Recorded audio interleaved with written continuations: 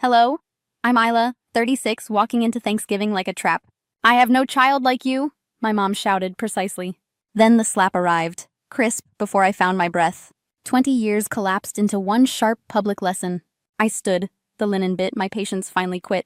I overturned the altar of approval she built. Stay with me, the real break is still coming. Houses can be beautiful and merciless at the same time. Hours posed for magazines while rehearsing silence behind doors. Dad clocked hours. Peace meant not asking where he went. Mom ironed napkins so stiff they could slice a throat. Amanda shone on cue. Jackson floated like storms forgot him. I learned the rulebook. Excellence equals love. Deviation equals debt. Apologies were due before I even touched the glass. By 4th grade, I could read her eyebrows like weather. A- in math, palms damp on the counter. What happened to the other points? No good job, no hug. Piano stiff, ballet clumsy, debate too emotional for display. Attempts filed under not enough, stamped and color-coded. By high school, turpentine smelled like oxygen to my lungs. Art rooms let me laugh without being audited for volume. At home, even joy required a receipt and return policy. I chose art school. She paced like sirens down a hallway. Stability, not wants, she said, slicing bread with perfect sympathy. Dad brokered truces where nobody bled and nothing healed. I paid with scholarships, loans, night shifts, and pride. Exhibitions came. Collectors bought. Critics learned my name. She texted, "Hope your little show went well." Little show. 2 words small enough to lodge behind my teeth. Greg looked right in pictures. I walked away anyway. She mourned him like a promotion I refused to accept. Supportive men don't last forever, she warned the silverware.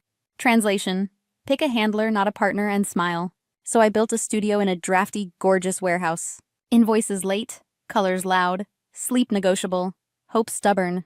Winning softly became survival. Winning loudly drew blood. The Thanksgiving message arrived like a summons, not a welcome. Dinner at 4. Confirm attendance. Logistics instead of love. Zoe offered boundaries like a warm coat in winter.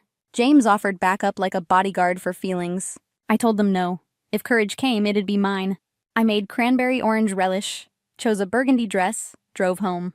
The house glowed exactly the way the magazine promised. Her hello was measured, already grating my breath. You're nearly late. Is that what you're wearing? Gentle cut. We already have cranberry sauce, the kind your father prefers. Ridge's ritual reminder. Tradition mattered more than people. In the den, small arms wrapped my ribs like mercy.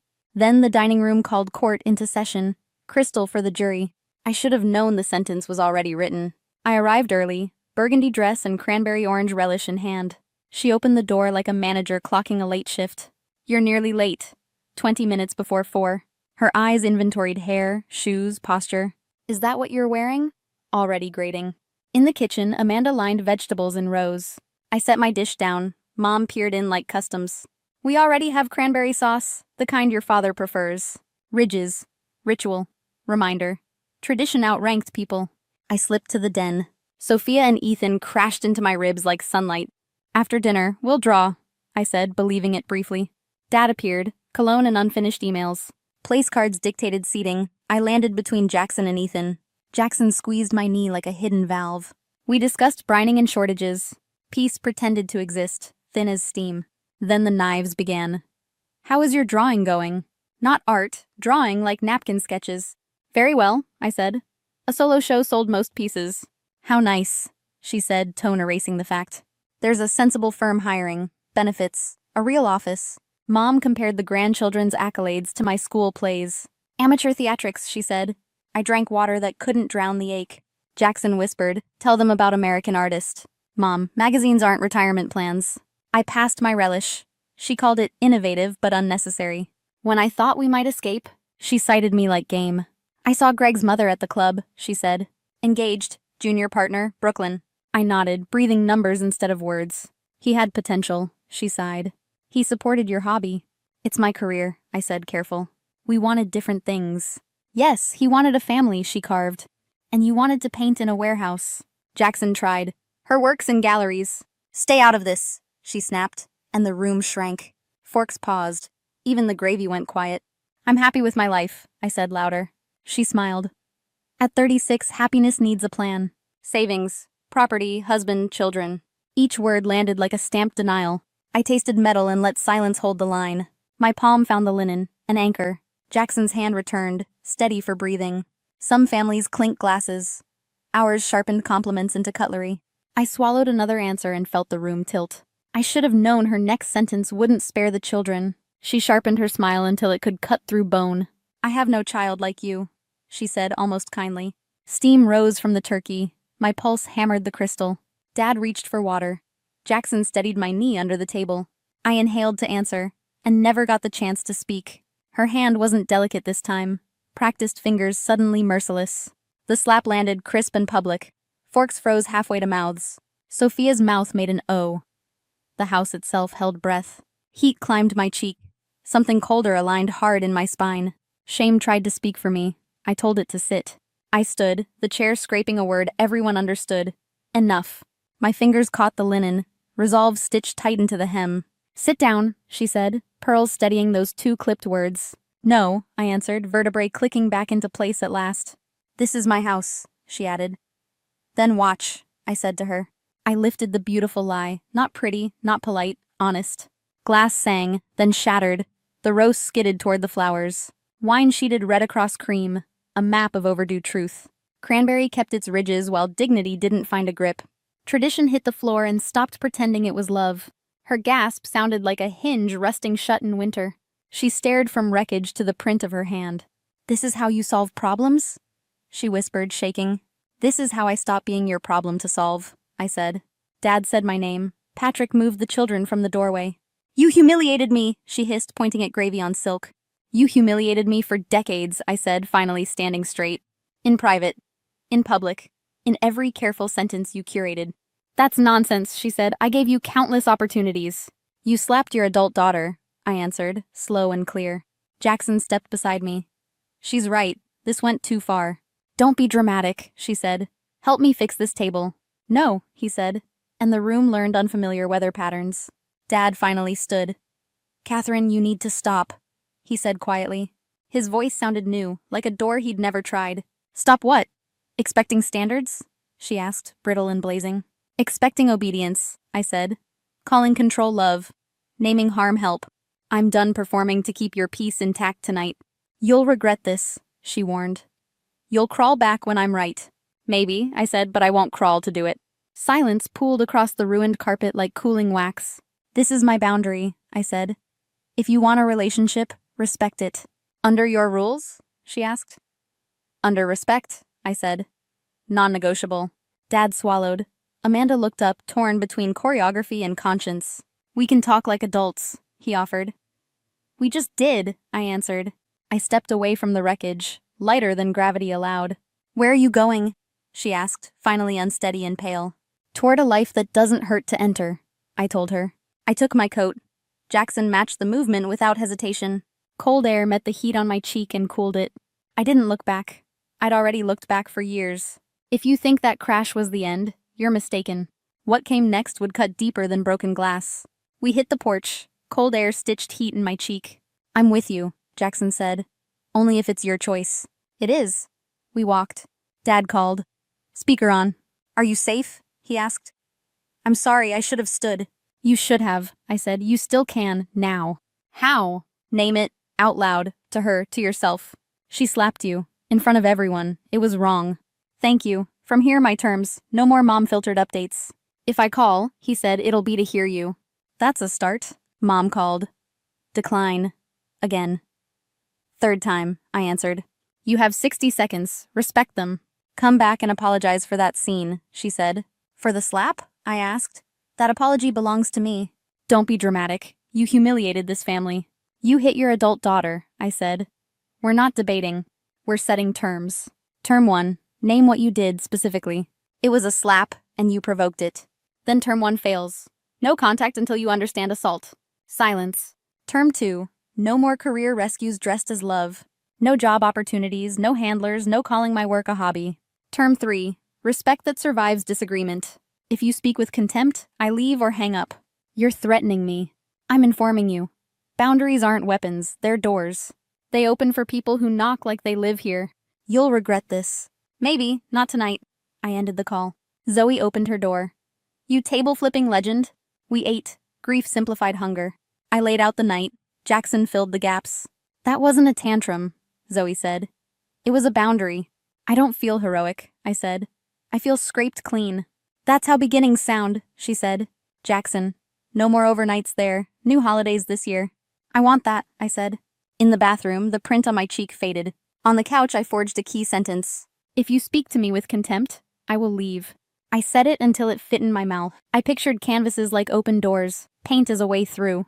Tomorrow would bring counteroffers. But I had a map and consequences to match. I texted Dad. Keep naming it where it counts. Amanda texted, I'm sorry, call after the kids sleep. I typed, tomorrow.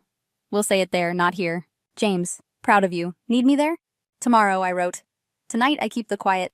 Victory wasn't fireworks. It was a lock clicking. The door stayed shut, but the key finally turned.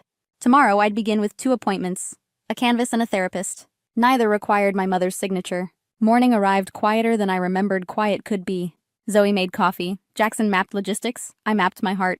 2 calls first, a therapist, then my gallery owner. If I couldn't fix yesterday, I could frame it. Dr. Winters listened like oxygen listens, without asking me to shrink. Your reaction wasn't madness, she said. It was proportion. Homework. Name the pattern, name the boundary, name the cost. Then practice the sentence until it becomes muscle memory. In the studio, canvases waited like doors I hadn't opened. Brush in hand, I painted the table breaking into sky. I painted ridged cranberry, red as a lifetime of rules. I painted a chair standing up, vertebrae finally aligned. We called the series Family Dynamics. It moved like weather. Review night, the room thrummed. Collectors, critics, the curious and kind. Jackson stood beside me. Zoe glowed. James squeezed my hand. Sold stickers bloomed like small mercies along the walls. Then my parents arrived. Formal, unsure, a beat-off tempo. Dad's hug was warm and late. I took it anyway. Mom circled the canvases the way orbit circles a truth. At the centerpiece, she paused, eyes fuller than her voice. Your work is very powerful, she said. No barb, no leash. I nodded. Thank you. I didn't trade boundary for blessing. We practiced a different choreography after that night. Phone calls ended when contempt entered. Visits ended at disrespect. Sometimes we lasted an hour, sometimes 5 whole minutes. Progress was a dial, not a switch, but the dial moved. When November returned, so did an invitation. Softer now. Your place setting is here if you change your mind. No pressure. I believed the text and still said no. I cooked with my chosen family under paint-splattered lights. We ate at my work table, where mess means something is living. Jackson carved. Zoe toasted. James said grace for stubborn hope. No one graded the plates. No one graded my face. Laughter rose without permission slips or post-meeting notes. I used to think love was earned by flawless performance. Turns out love is proven by how it survives disagreement. Mine survived by becoming selective, honest, beautifully conditional. That isn't cruelty. It's stewardship, of time, of heart, of breath. Sometimes you must flip the table to set the boundary. Sometimes you must walk away to make a door appear. Sometimes the family you build is the one that keeps you. I chose boundaries, not bitterness. Distance, not disappearance. Peace, not permission. Have you ever stood up to a toxic family pattern? Tell me how you found your courage in the comments. If you've been through this, you're not alone. Truly. Like, subscribe, and share this with someone who needs a door. It was a Thursday afternoon when my phone rang with a number I hadn't saved but still recognized. I almost didn't answer. Then I heard her voice. Sariah, it's your mother. 3 words, and my stomach tightened. She sounded brighter than I remembered. Your anniversary's next weekend, right? Harlan and I were thinking. We could watch the kids. You and Kale deserve a night out. I didn't respond right away. In the 6 years since Elowen was born, my parents had never once offered to babysit. Not when the twins came early and I needed help walking. Not when Kale's father had surgery and we had to fly out on short notice. Not even for a single date night. You want to babysit? I asked carefully. Of course. It's time we were more involved. Her tone was too casual, too smooth. It made me feel off balance. When I told Kale later that night, he looked up from peeling carrots with narrowed eyes. Your parents. The ones who didn't show up for Elowen's preschool graduation because it wasn't worth the drive? I nodded. She called it stepping up. Said we deserve a night off. He didn't say anything for a while. Just kept slicing. And you believe her, I don't know? I said. But part of me wants to. the part that still missed having a mother, the part that wondered if maybe, just maybe, she'd realized what she'd missed. Cale wiped his hands and leaned against the counter. "I'll go along with it, but only if we make a plan." That night, I lay awake listening to the twins' soft breathing through the monitor. My mother hadn't asked what they liked to eat. She hadn't asked about bedtime, just offered help as if the past 6 years hadn't happened, and still I said yes. When Elowen was born, I texted my mother from the hospital bed. She responded 2 days later with a thumbs-up emoji. "Glad everything went okay," she added. "No visit, no call, just that." I told myself she was overwhelmed, that maybe it was hard for her to see me become a mother when she hadn't really finished being one herself. I made excuses so I wouldn't have to feel the truth. When the twins Bram and Jory took their first wobbly steps across the living room, Cale's parents were there clapping and filming with trembling hands. Odette and Harlan had been invited. They'd RSVP'd with silence. It became a pattern: birthdays, school plays, Saturday visits that never happened. Invitations met with absence, followed by long stretches of nothing.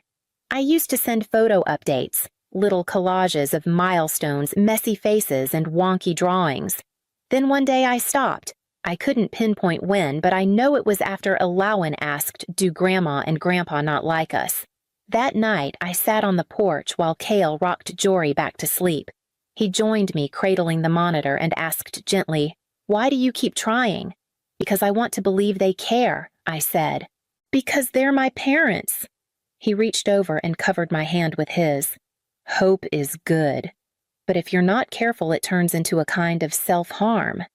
I didn't respond. I just stared out at the dark yard where the porch light made small islands of warmth on the grass.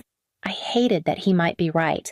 I hated even more that part of me still hoped this babysitting offer was real, that maybe finally they wanted to show up for something. So when Odette texted the next day confirming Saturday at 6, I replied, "Thank you," and added a smiley face I didn't feel. They showed up at 6 on the dot. I actually checked the time twice, thinking maybe my phone was fast. Odette wore a coral blouse I hadn't seen before, bright and cheerful. She was holding a plastic container of something vaguely sweet-smelling. Harlan trailed behind a faded duffel bag slung over his shoulder. "Homemade lemon bars," Odette announced as she stepped into the foyer. I knew the grocery store packaging when I saw it, even if she'd tried to disguise it with wax paper. Still, I nodded and took them. Cale helped Bram tie his sneakers while Elowen proudly gave her grandfather a tour of the living room, pointing out where she'd hung her latest drawing. Harlan smiled politely, but his eyes kept flicking toward the hallway. He set the duffel down near the coat rack, then shifted slightly, almost unconsciously, so he stood in front of it. I noticed. I told myself not to read into it. Maybe it just had his pajamas and a toothbrush. Maybe he was embarrassed that the bag was so worn. Still, I kept catching him glancing at it while Odette praised the houseplants and asked Elowen which twin was more spirited. We'd already laid out bedtime instructions on the fridge. Cale had reviewed the emergency contacts twice. Odette nodded along, insisting they remembered what it was like to have young kids.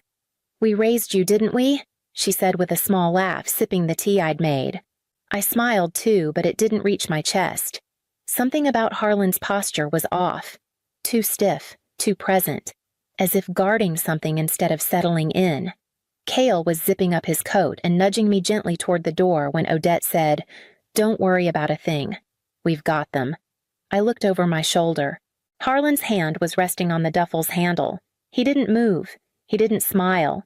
We were almost out the door when Cale noticed the bag still sitting awkwardly in the hallway.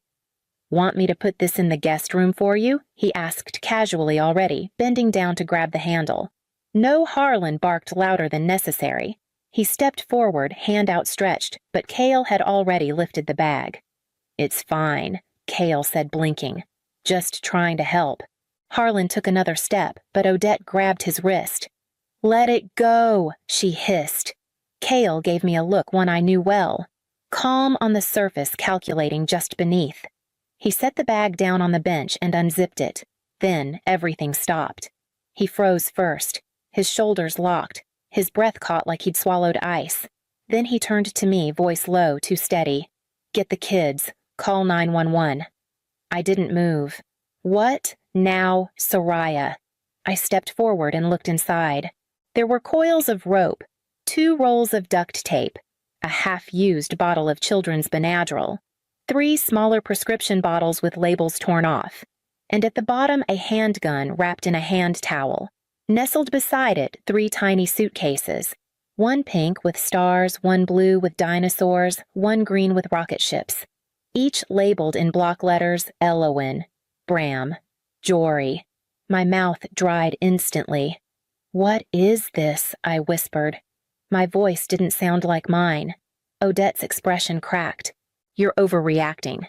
Harlan raised his hands slightly. "Let us explain." Cale stepped between them and the stairs, his whole body humming with tension. "Stay right where you are." I reached for my phone with shaking fingers. I could hear the twins laughing upstairs. Elowen humming to herself in the playroom. Odette took a step toward me. "Sariah, don't be foolish." I backed away. "My name is Sariah Wren Vale. My parents are in my home with weapons and sedatives. Please send police immediately." The dispatcher asked me something, but I didn't hear it. I could only stare at the bag, at the quiet, unassuming duffel that had been sitting there all evening waiting. The dispatcher's voice was calm, asking for my address, the nature of the emergency, whether anyone was injured. I gave her the details in pieces, my throat dry, the words catching on the way out. She told me officers were en route. Harlan moved first. He stepped toward the stairs, toward the kids. Cale blocked him with both arms out. "Don't," he said.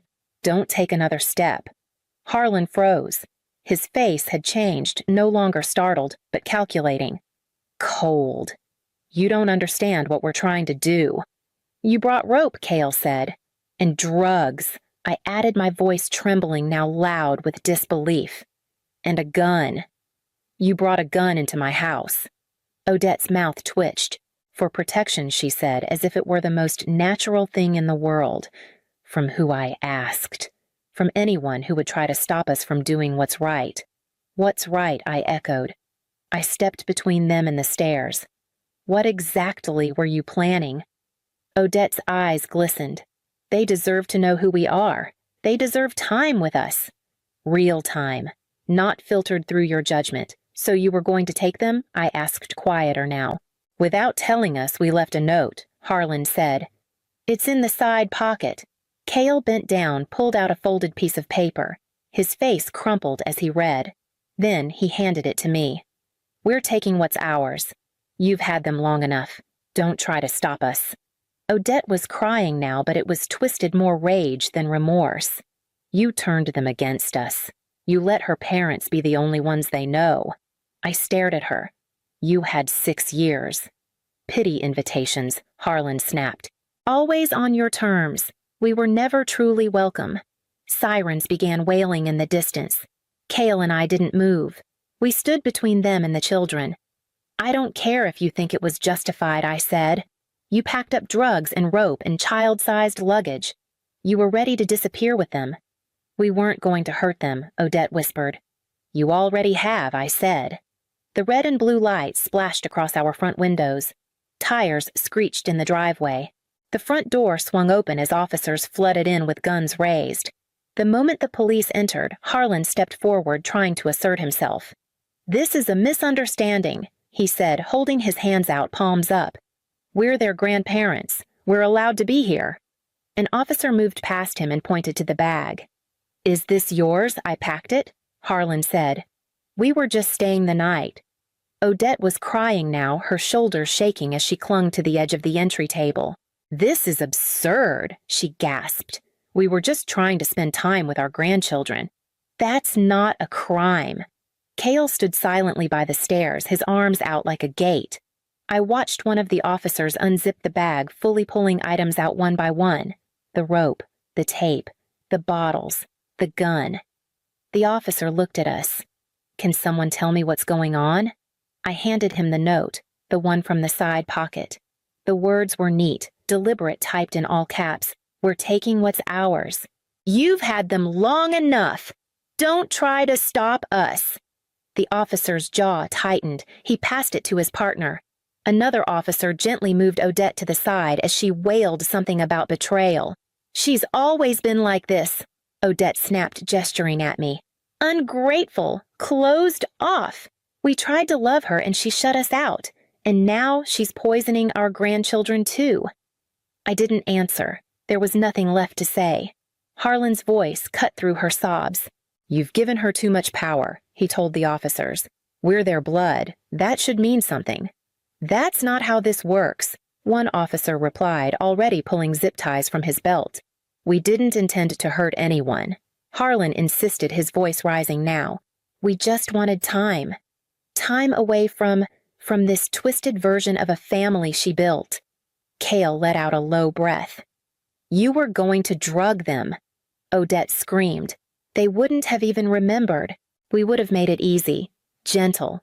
We were saving them, from what I wanted to ask, from bedtime stories and backyard sprinklers, from being loved in a way that didn't need obedience as proof. Instead, I just stepped back and let the officers do their job. As they led them out, I caught Harlan's eyes. For a second, I saw something flicker there, not remorse, not regret, just injury, as if we'd wronged him by stopping it. After they were gone, one officer stayed behind. He sat us down, asked questions, took photos, collected evidence. Upstairs, Alawan peeked out of her room, eyes wide and scared. I scooped her into my arms. It's okay, I whispered. We're safe now. But as I held her, I realized something sharp in my chest. They hadn't come for a visit. They'd come for a removal, a replacement, a rescue, as they called it, one we were never meant to return from. The next day, a detective named Alvarez sat at our kitchen table with a laptop open and a growing pile of documents spread between us. His face remained steady, but the way he tapped his pen made it clear he was holding back disgust. They'd planned this for months, he said, turning the screen toward me. There was a rental agreement for a property in New Mexico, 6 months paid up front under Odette's maiden name. It wasn't a condo as they'd claimed. It was an isolated ranch house 45 minutes from the nearest grocery store. We found a storage unit in their name, Alvarez added. Inside were survival supplies, school books, and a second set of suitcases. Bigger, adult-sized. No return tickets, no forwarding address. I stared at the screen but couldn't seem to blink. He clicked again. They also searched for how to make children forget trauma and legal homeschooling in countries without U.S. extradition. I pressed my hands flat on the table to keep them from trembling. We've also recovered 3 fake passports, the kids' photos, different names, different birthdays. He slid the folder toward me.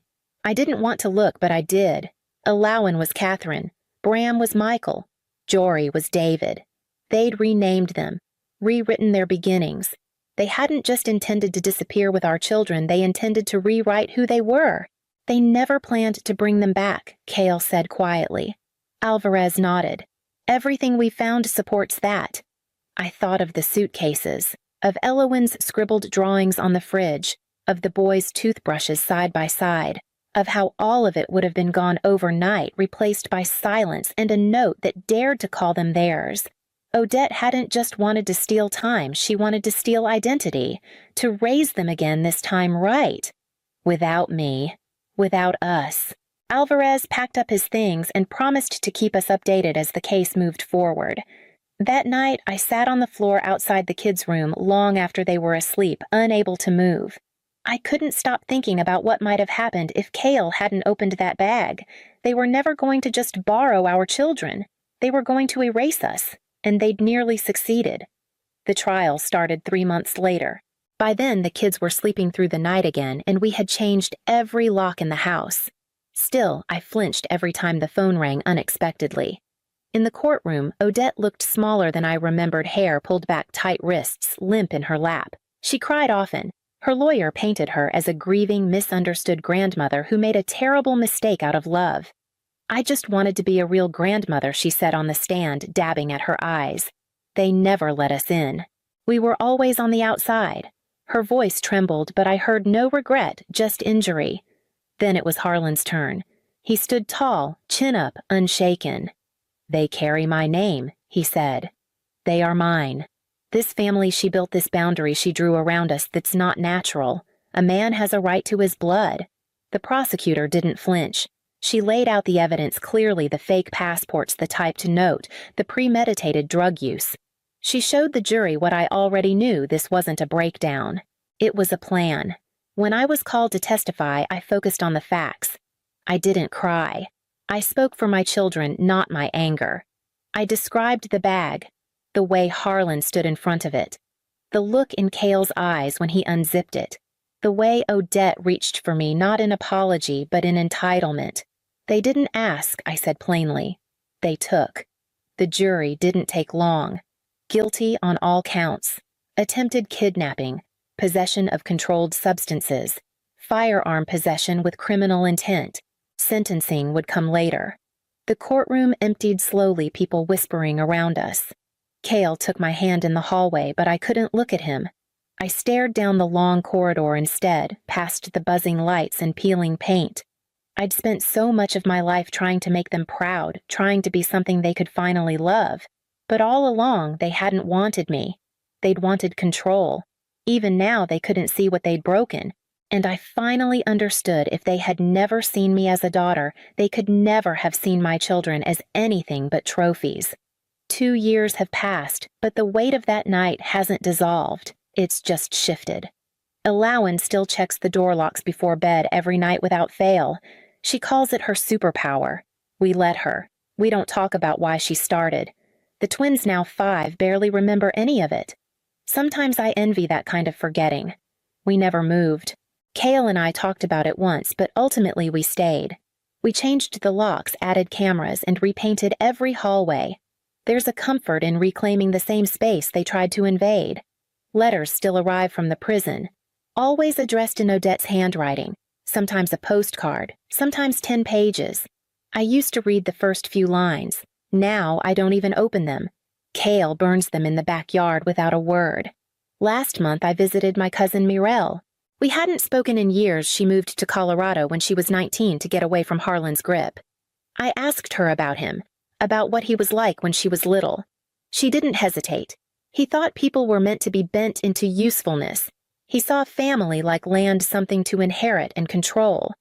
I wasn't useful, so I left. It struck me that she didn't speak with bitterness, just clarity, a calm kind of survival. I envied that too. When I got home that evening, Cale was in the garden with Jory and Bram, helping them pull carrots from the soil. Elowen sat nearby with a book, her legs tucked under her like her father's. I watched them from the porch and let the stillness settle in. The truth is, I don't miss my parents anymore. I miss the idea of them, the version I used to carry around like a secret. The idea that maybe someday they'd see me not just their own reflection, that they'd choose love over legacy. They didn't. And I'm learning how to live with that. Because some stories end in fire, and some end in silence, letters, unopened names no longer spoken. We don't dress up or make reservations anymore. Our anniversary doesn't come with champagne or candlelight.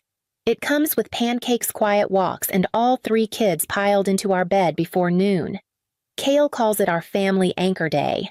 I think of it as the day we remembered what matters and what doesn't. This morning, Bram helped crack eggs into the bowl and spilled most of the shells.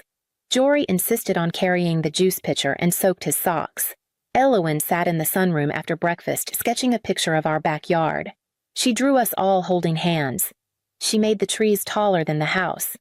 I sat with her while she shaded the sky. She didn't ask about my parents. She hasn't in a long time. I think about the bag sometimes.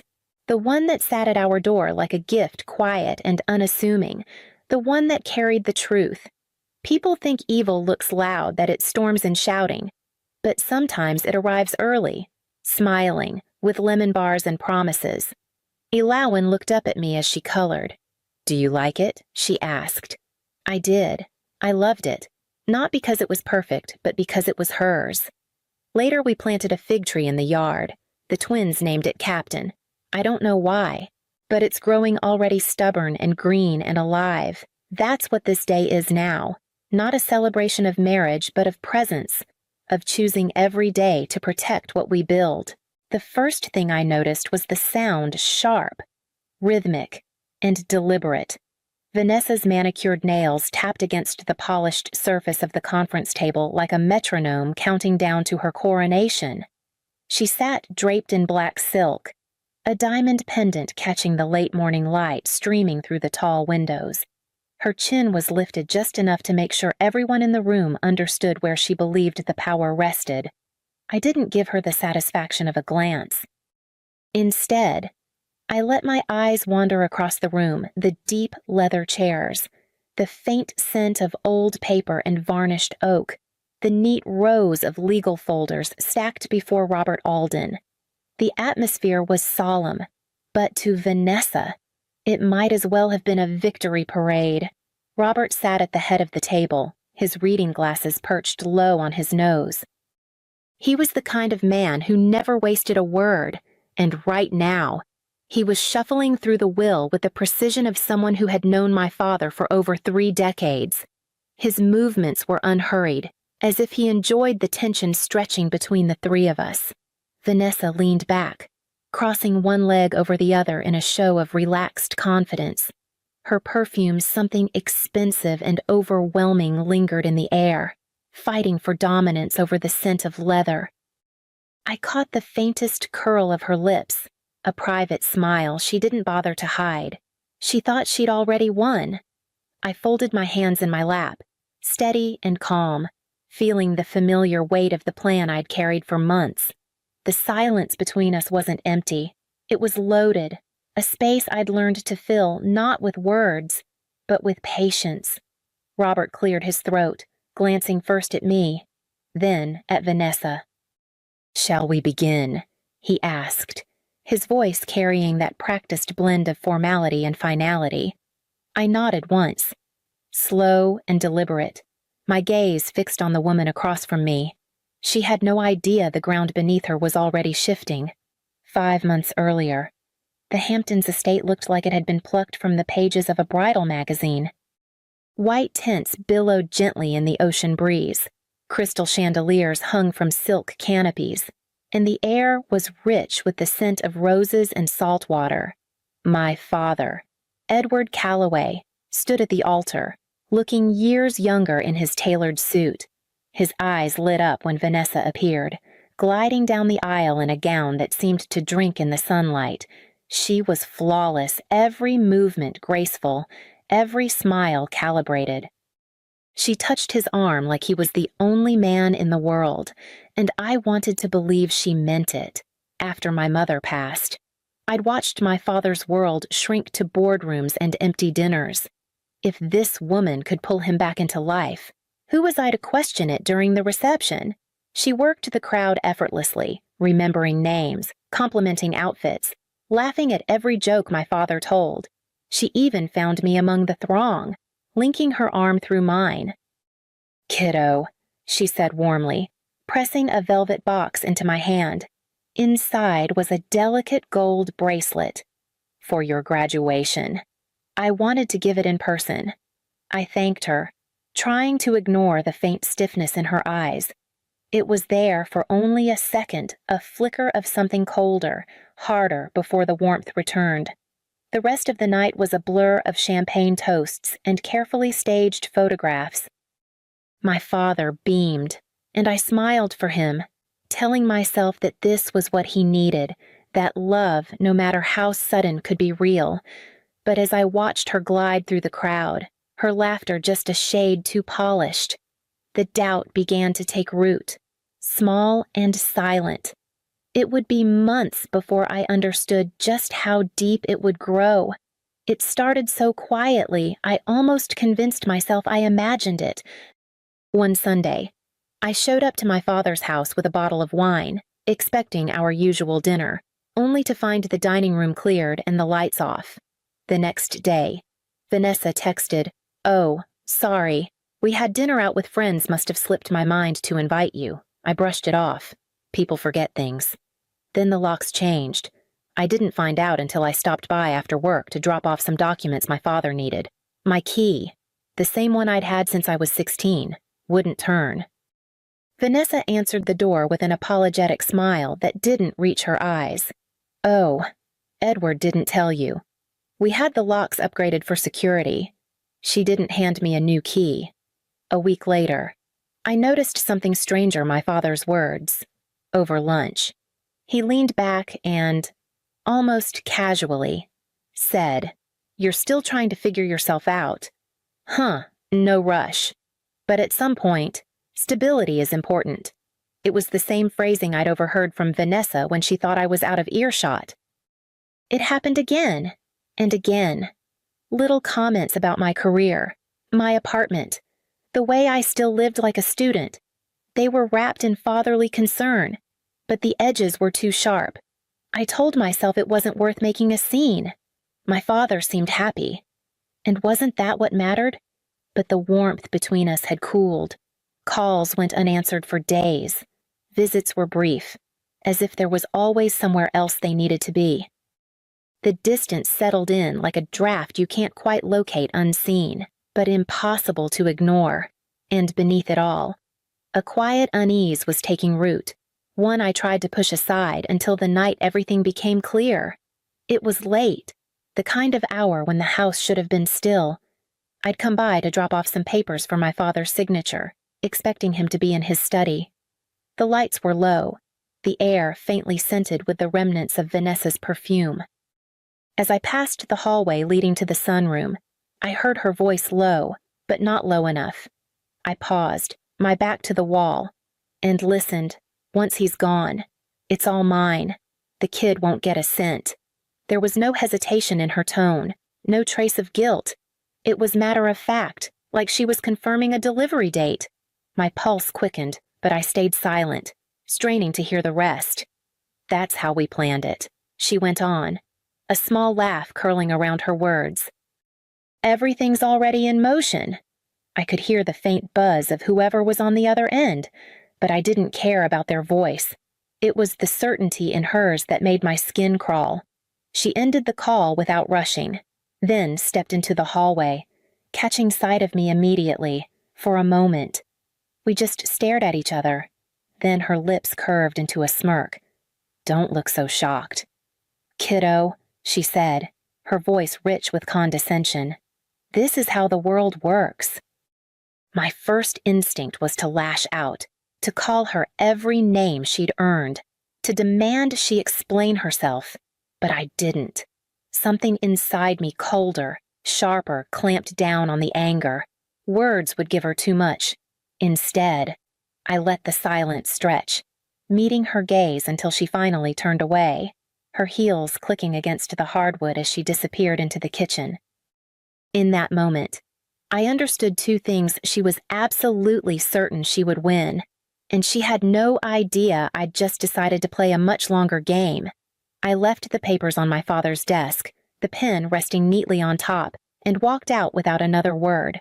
By the time I reached my car, the fury had settled into something steadier. I knew now that waiting would hurt her more than any outburst ever could. 2 weeks after that night in the hallway, my father called and asked me to meet him at his office. His voice was steady, but there was something in it I hadn't heard before, an undertone that made me cancel everything else on my calendar.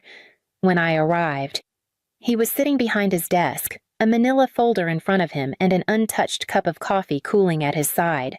He looked tired in a way that had nothing to do with work. "I saw the doctor yesterday," he said without preamble. "It's terminal." The words landed like a physical blow. For a moment, I couldn't speak. My mind went to treatments, second opinions, miracles, but his eyes told me he'd already walked through every possibility. I swallowed hard. "What do you need me to do?" A faint smile touched his lips. "You've always been the one I could count on to keep your head. She's not as clever as she thinks." Serena. That was the first time he'd acknowledged the tension between Vanessa and me. He didn't linger on it. Instead, he reached into the folder and pulled out a crisp legal pad. "I want you to meet Robert Alden," he said. "He's been my attorney for 30 years. He knows my business, my history. And more importantly, he knows the kind of traps people set when money's involved." Robert entered a few minutes later, a tall man with sharp eyes and a measured handshake. We spoke at length about the estate, and I could see my father's mind was already made up. "We're not disinheriting her," he said firmly. "That's not who I am. but we are making sure she can't touch the bulk of it without you. Robert explained the plan. The majority of assets, including properties and investments, would go into a trust with me as sole controlling trustee. Vanessa would receive a fixed annual stipend and one property to live in, but she'd have no authority to sell, lease, or leverage any other asset. It was airtight, the kind of legal architecture you couldn't knock down without dismantling the whole structure. When Robert left, my father leaned back in his chair and looked at me with quiet pride. It only takes one piece of paper to change the ending. Serena, let's make sure this one is written exactly the way we want. I nodded, feeling the weight of what we were about to do settle into my bones. This wasn't just about money anymore. It was about preserving the life my father had built. Robert spread the draft of the will across the desk, the pages crisp and heavy in my hands.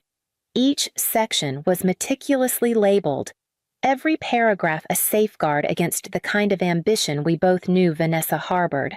My father sat beside me, quiet but attentive, nodding when Robert read aloud the key provisions. Vanessa would receive the Park Avenue residence lavish enough to appease her ego and a stipend of $100,000 a year, enough to survive, not enough to thrive. On paper, it sounded generous. In reality, it was the perfect cage. The heart of the will was the Callaway Trust. $120 million in real estate, investments, and holdings, all consolidated under my full controlling interest. Every property, every account, every piece of land, nothing could be sold, leased, or transferred without my written consent. When Robert read that clause aloud, I felt a quiet satisfaction, but it was tempered by something deeper. Many of those assets weren't just numbers, they were pieces of my mother's legacy. The vineyard upstate where she taught me how to prune vines, the Charleston townhouse she restored herself, even the old lake cabin where we'd spent summers before she got sick. These weren't trophies for Vanessa to strip apart and sell. They were parts of us. Robert tapped the final page. It's all here. Once this is signed and notarized, no one, not even the most aggressive attorney, can move a dime without you. My father turned to me, his eyes steady. Serena, this isn't about taking something from her. It's about keeping what matters safe. Patience will serve you better than revenge. I nodded, understanding that he wasn't just talking about the will. He was reminding me that sometimes the sharpest weapon isn't the strike, it's the weight before it. We signed the documents, the notary stamping each page with a firm thud. When it was done, Robert gathered the will into its leather folder, locking it away until the day it would matter most. As I left the office with my father, I knew the foundation had been laid. All that remained now was to let Vanessa believe she'd already won. The funeral was a parade of black suits, muted murmurs, and carefully measured condolences. Vanessa stood at the center of it all, draped in couture mourning attire, her makeup flawless, her smile faint but photogenic. She took every hand offered, accepted every embrace, and never once let a tear fall. If anyone noticed, they didn't dare say it aloud. I stayed at the edges, speaking quietly with my father's oldest friends, people who'd known him before Vanessa had even learned his name. They grieved in a way she couldn't fake when it was over. She posed for a few lingering photos beside the casket, then slipped into the limousine without so much as a glance in my direction. By the third day, word reached me from one of my father's associates. Vanessa had been seen at lunch with a well-known Manhattan real estate broker. Over glasses of wine, she was gesturing expansively, describing which of Edward Callaway's properties she wanted to put on the market first. She didn't know the ink on the death certificate was still fresh, but the trust papers had been sealed long before. That afternoon, I went to the Park Avenue residence. She greeted me in silk loungewear, her hair swept into a perfect chignon, as though she were already queen of the empire. "I suppose you came to ask about the will reading," she said, walking toward the living room. "Don't bother showing up. You're not in it." I let her have her moment, her confidence so complete it was almost impressive. "I'll be there," I said evenly. She laughed an airy, dismissive sound and waved her hand as if shooing away a child. "Suit yourself." I left without another word, the echo of her laughter following me out the door. Inside, I could already feel the quiet click of the trap waiting to spring. The oak-paneled walls of Robert Alden's office seemed to hold the weight of decades. Sunlight filtered through tall windows, catching the dust in slow, deliberate swirls. The long conference table gleamed, each seat precisely arranged. Vanessa took her place to Robert's right, silk draped perfectly over her frame, her posture flawless. She radiated anticipation, her smile faint but steady, like someone savoring the appetizer before the main course. I sat across from her, hands folded, my gaze fixed on the polished wood grain instead of her face. Robert opened the folder and adjusted his glasses. His voice was steady, formal. As he began, small bequests came: first donations to a local literacy foundation, a scholarship fund in my mother's name, modest gifts to long-serving household staff. Vanessa smiled through each one, the curve of her lips unchanging. To anyone watching, she looked like a woman indulging the niceties before the part that truly mattered. I could almost hear the script playing in her head, the lavish inheritance, the immediate control, the effortless ascent to power. I didn't speak. I didn't even shift in my chair. The silence was my ally, each passing second a thread tightening around her expectations. Robert turned a page, his eyes flicking briefly to me before settling back on the document. I could see the faintest ghost of a smile tug at the corner of his mouth. He cleared his throat and began the next section, the one that would change everything. Vanessa straightened slightly, her nails brushing the tabletop in an unconscious rhythm. She thought she was ready for what came next. She wasn't. Robert's voice was steady as he read. "To my daughter, Serena Calloway, I leave full controlling interest in the Calloway Trust, including all associated accounts, assets, and properties." Vanessa's smile froze, but she didn't move. "With the exception," Robert continued, "of the residence at Park Avenue and an annual living stipend of $100,000 to my wife, Vanessa Whitmore Calloway." A faint laugh escaped her, sharp and dismissive, but it faltered when Robert turned the page. Per the clause in paragraph 14, any sale, lease, or transfer of trust assets requires the sole written consent of Serena Calloway. Without such consent, no property within the trust may be liquidated, mortgaged, or encumbered in any form. The tapping of her nails stopped. "That's not valid," she said quickly. "He would never." Robert looked up, his tone still calm. This document was reviewed, notarized, and filed in full compliance with New York trust law. Your husband signed each page in my presence. The room was silent except for the soft hum of the air conditioning. I lifted my gaze from the table and met hers for the first time that morning. "Dad did this," I said evenly. "I just made sure it was airtight." Her eyes narrowed, the air between us heavy with something unsaid, but I didn't give her the satisfaction of more words. The silence was enough. Robert closed the folder, his movements unhurried. "That concludes the reading of the will." I leaned back in my chair, letting the weight of the moment settle, knowing the real impact of those sentences would echo far beyond this room. The months that followed were quiet, almost anticlimactic. There were no explosive confrontations, no courtroom battles, just the slow unraveling of a life built on expectation. Her favorite boutiques stopped holding items on reserve. The cards she once waved so freely began coming back declined. Brokers who once called daily for listings now stopped returning hers. $100,000 a year was more than enough to live comfortably, but it wasn't enough for the kind of life she thought she'd secured. I let her keep the Park Avenue residence, as my father intended. It was easier to watch her pace its halls, clinging to what she thought was hers. But patience has its limits. The day she tried to rent out the guest wing for quick cash. I acted. The clause in the trust gave me every right to intervene, and I did selling the property outright. She received her stipend, exactly as the will stated, and nothing more. The last time I saw her, she was standing outside the Park Avenue gates, a single suitcase at her feet. She didn't look at me as I approached. I slowed just enough to speak. "Guess you were wrong, kiddo." Her jaw tightened, but she said nothing. I kept walking, the sound of my heels fading into the city's hum. Revenge had never been the goal.